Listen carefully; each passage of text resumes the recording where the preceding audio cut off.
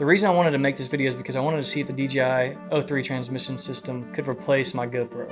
So last weekend I got asked to do a professional FPV shoot in Atlanta Motor Speedway.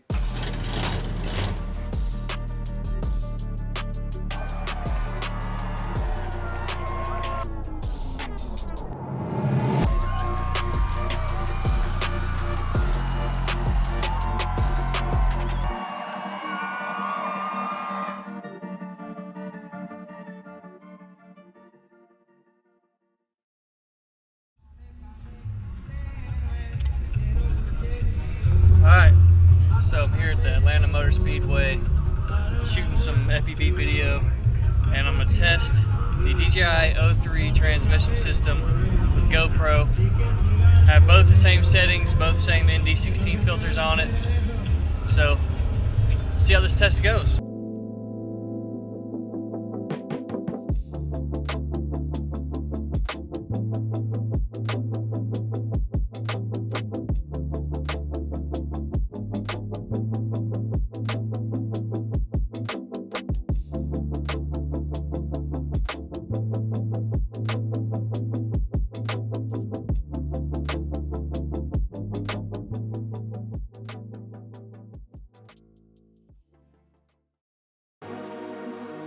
Did a full day shoot, covered the entire event. Had the trucks coming in, had people coming in, had a concert, and they also had drifting pits and all that. And just, this is the first time I was flying this DJI O3 system, and this is the iflight Nazgul build, the 6S build, by the way. Freaking amazing. Tested this DJI O3 transmission system compared to this. And I just wanted to see if I even needed this anymore, because, you know, the lighter I can get this quad, the better.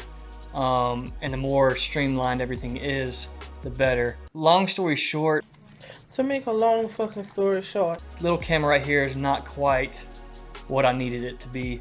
For some things, yes. For just strictly social media purposes, and if it's not, I'm not getting paid to do it, then yes, I think this little camera can replace this. If I'm getting paid and there's specific specs for a camera, like whoever I'm giving the footage off to, say it's a cinematographer that's covering the whole event and he needs certain parameters, camera parameters, then this camera is not going to cut it.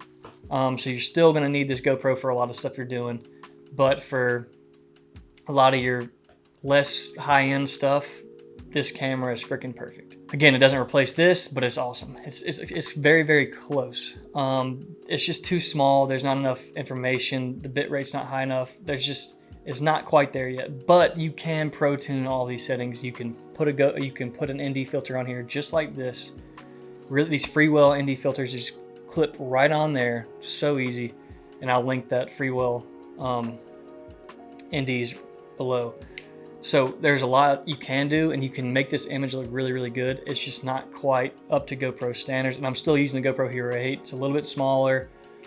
I've been using this one for a long time. I've actually had the 11, but I've lost it. And I'm not ever gonna get a drone that doesn't have this O3 system in it. The signal is impeccable. I mean, the signal, I didn't even come close to losing signal. I was flying all around, and I really didn't have a good line of sight. Like, I wasn't in the best position, but I did not even come close to losing signal. Like, I don't think a bar dropped on that thing. The feed you're seeing is the feed that, it's almost like you're watching it through a GoPro. Like, it's so awesome.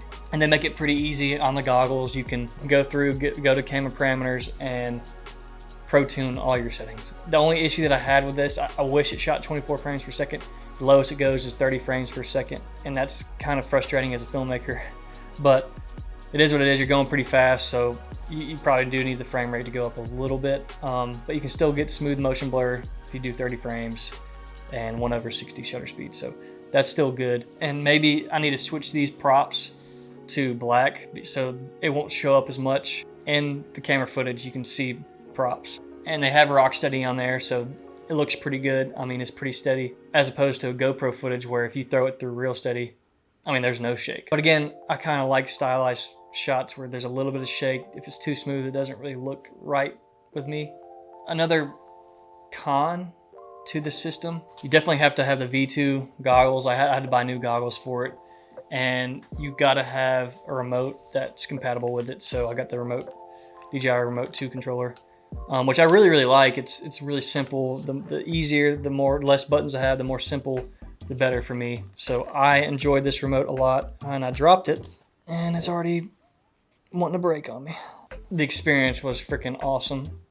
But again, it's not gonna replace your GoPro footage. The more I can take off this drone, the more streamlined I can make the process, the better. Especially when you're doing a lot of work and a lot of volume work. You don't wanna constantly freaking have to take the GoPro off, throw it through real steady and all that. It just becomes monotonous and becomes too much of a pain in the ass.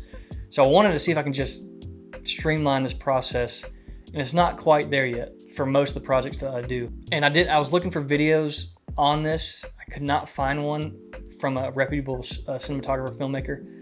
I do a lot of FPV work, and I get paid to do a lot of FPV work. I'm not an FPV expert by any means, but I get paid to do it, so I'm somewhat of a professional, I guess. And I just wanted someone to. I was looking for a video for like this, and I could not find one. So this is my video answering this question for you. No, unfortunately, not yet. It doesn't replace your GoPro for most jobs, but it does. It can replace a GoPro for a lot of things that you're doing. With all that being said, I hope you guys enjoyed the video. If you enjoyed the video, let me know. Leave a comment. If you have any questions, leave a comment. Like, subscribe. I'm gonna try to make more videos like this about FPV. See you guys next time.